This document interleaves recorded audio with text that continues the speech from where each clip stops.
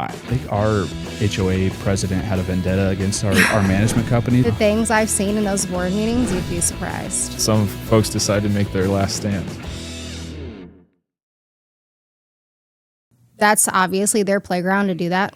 If once that kind of opens up that door for people to come in and really give that hoorah speech, they let loose. So I think it's been a journey for sure to kind of know how to learn how to navigate things, learn how to handle all those personalities for sure. My personality is big, which you guys know, so it's not really hard for me to do so. I think it's more so being able to learn how to cater to each personality that you encounter and being able to kind of give them the idea of you have the education, you have the understanding of how to help them without kind of feeding into that drama. Yeah, absolutely. I think something that Stuart and I talk about a lot, and you've on our weekly ops calls, like I think something I'm always trying to hammer home is like we have to, not just with like the tenants that we work with, or if HOA, like the homeowners, but with our clients, the owners of rental properties, like as a property manager, you have to have a backbone. Yep. Like when you, and that's not just to kind of stand up for yourself or stand up for the company that you work for, but it's actually like it's in the people that we work with, tenants and owners, it's in their best interest too, that we kind of stand firm on some principles. And if you're a yes man in this business or a yes woman, like you are just like setting yourself up. You're setting you and your client up for failure. Absolutely. And tell people what they need to know. We've definitely had some conversations to where I think backbones are very important because they will walk all over you, community or single family. It doesn't matter. I think they kind of have that perspective of they're the shot caller in situations, even if whatever they're saying is not like best foot forward. So that has helped me a lot, being able to kind of navigate and putting your assertiveness forward without giving them that attitude, right? They can, they still see the light at the end of the tunnel where it's like we can kind of get to that perspective of where everyone can sort of be happy.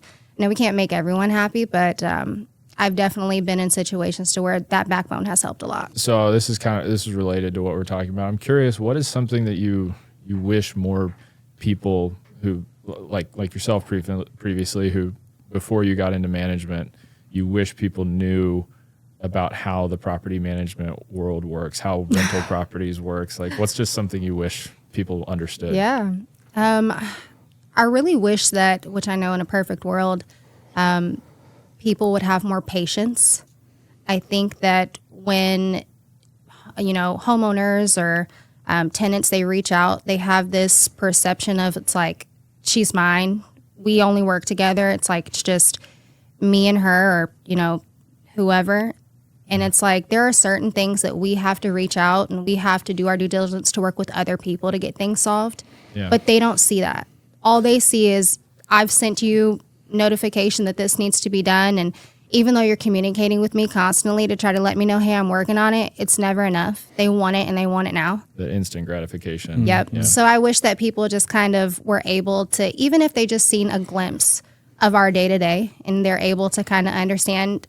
She might not, respond right away, but I'm working on it. Hey, okay, they can kind of take that for what it is. But I can understand being on the outside looking into before I got into management. I can probably say I was a little bit naive too, thinking maybe people weren't working on stuff without knowing what it takes to actually work for certain things depending on the situation. It's kind of the human nature. Like everybody kind of thinks they're the only person that exists. Yep. It was like, I always remembered that. I compare it to, if you've been like high school or college, you get to this level of education where you have multiple teachers, you have multiple professors or something. Like everybody, it's like every professor thinks they're the only professor. So they think they could assign as much work. Yep.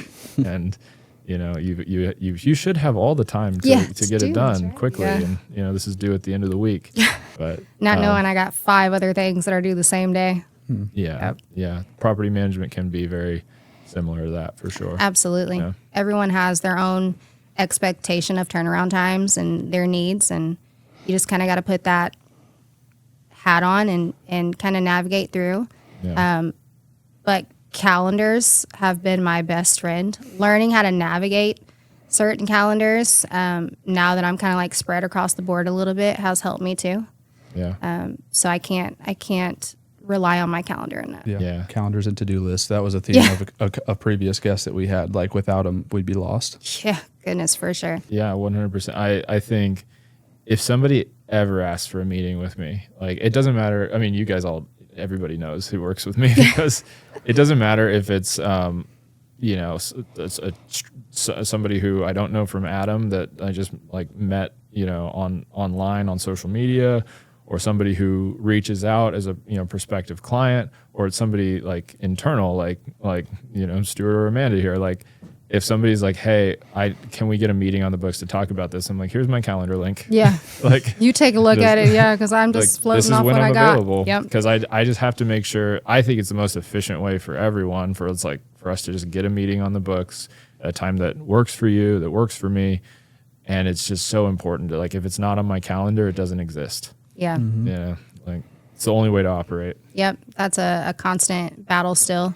Because even then, like, you'll have individuals that will reach out to you, and then you might be in the middle of driving or dealing with your kids, and it's like, yeah, I want to tell you, yeah, we'll meet at this time, but Yeah. it's not realistic. Every time it's like, yeah, can you please send me a text message at least, the bare minimum, so I can put it on my calendar myself.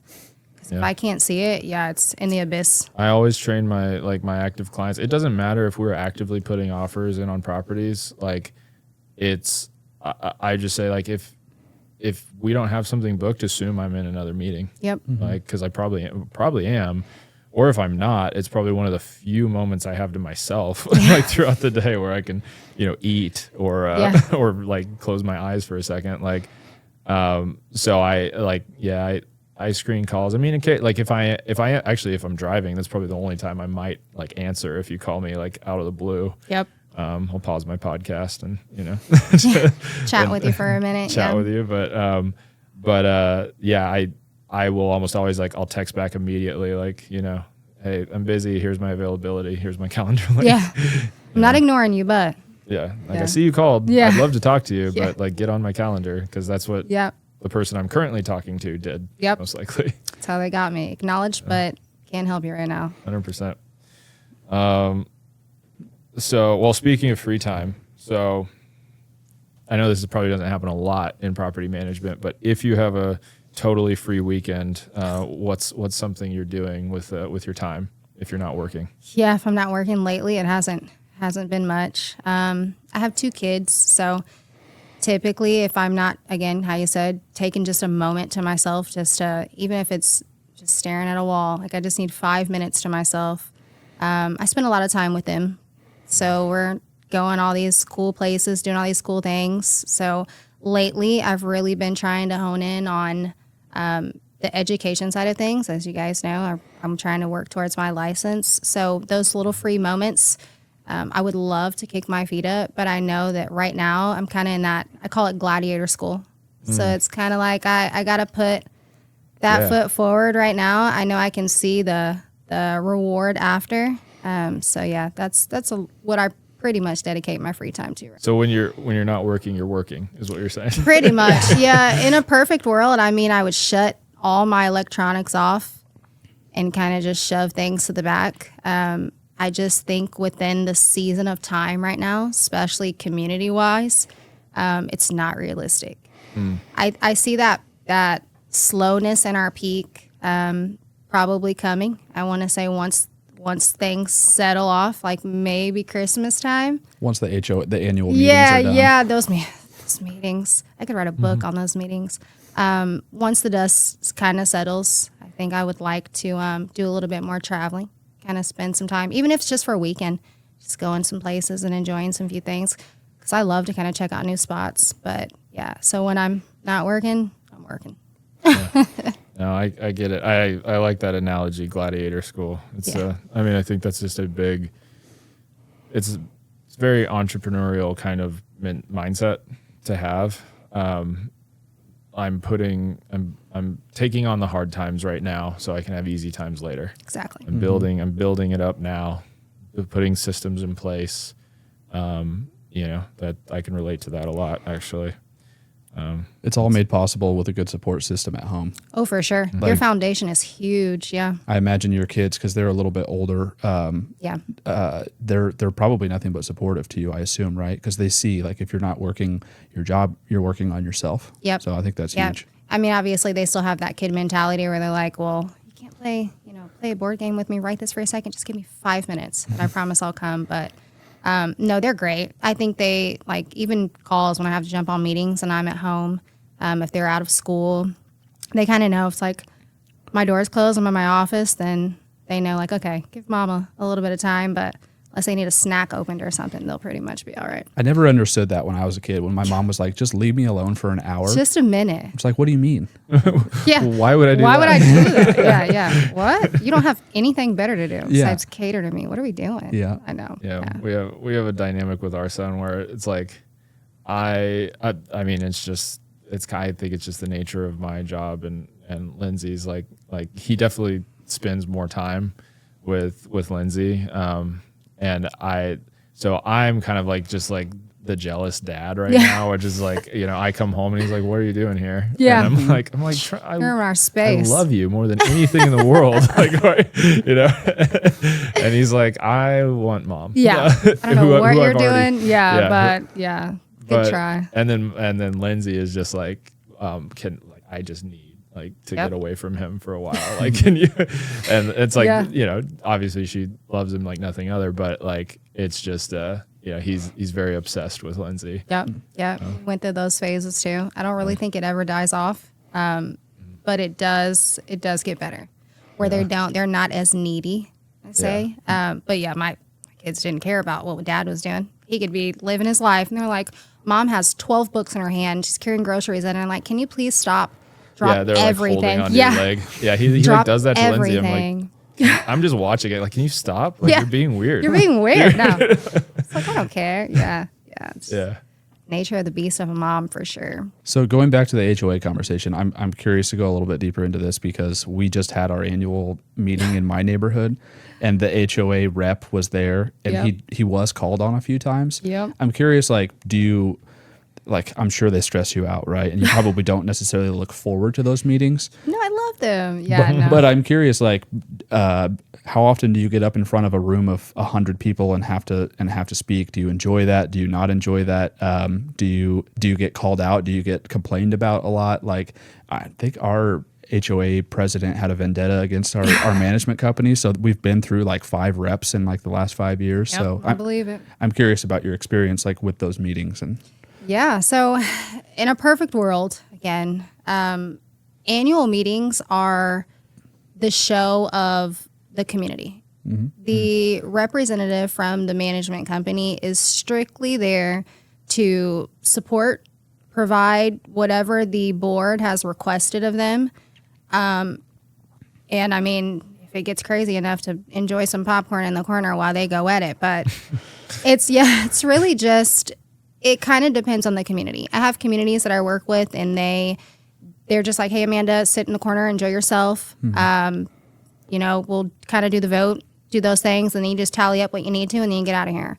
I have also communities to where I'm hands-on the whole time.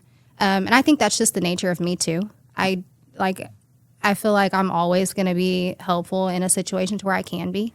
But yeah, I think, again, it is their show, but most of the time it's a lot of, I don't want to say bashing, but we are the scapegoat.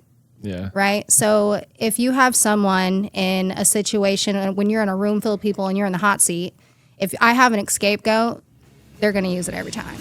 So it's been plenty of times where they're like, you guys have done X, Y, Z, and I'm sitting back like, we don't even have anything to do with that. But yeah, so it's kind of just taking the short end of the stick a lot of times. So again, it goes back to that backbone and having thick skin.